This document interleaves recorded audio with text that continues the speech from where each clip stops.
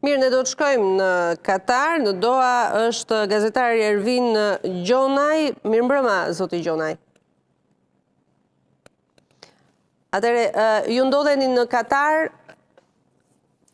Aktualisht po, në Doha. Si është situata atje, tani që flasim? Në fakt, situata aktualisht shumë e qetë.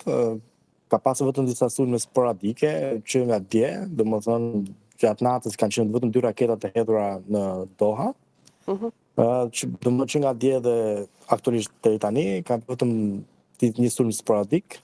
Kështu që situata shumë e qetë. Në këtë rast dua të siguroj dhe familjarët e gjithë shqiptarëve që kanë të afërmit e tyre këtu, që situata është aktualisht shumë e qetë. Zinxhiri i furnizimit të ushqimeve dhe me ujë dhe me të gjitha mjetet dhe nevojat e përjetëtuar është funksional. Dyqanet janë të hapura, funksionojnë gjithçka, kështu që jemi në një situatë shumë të komode për momentin që jemi tani. E qartë. Duke pasur parasysh dhe sulmet që kemi pasur para disa ditësh, apo siç janë sulmet në rreth rrotull shteteve rreth rrotull nesh.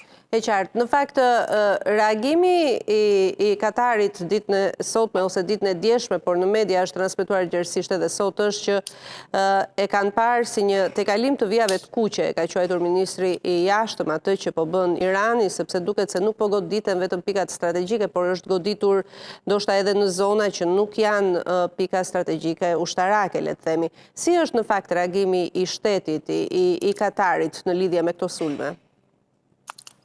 Do të parë parasysh sepse këta janë që quhet GCC, domethënë Gulf Common Trade ose siç kanë komuniteti i përbashkët i vendeve të Golfit. Kështu që dhe deklaratat që bëhen aktualisht do të jenë në të njëjtën linjë me të gjithë shtetet e Golfit.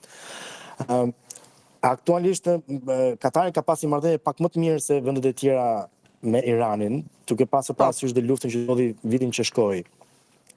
Por është pak me nota pothuajse pak të larta, por nuk është se duhet të interpretohet si një vije kuqe që Katari apo shtetet e Golfit duhet të kundërpërgjigjen me zjarr.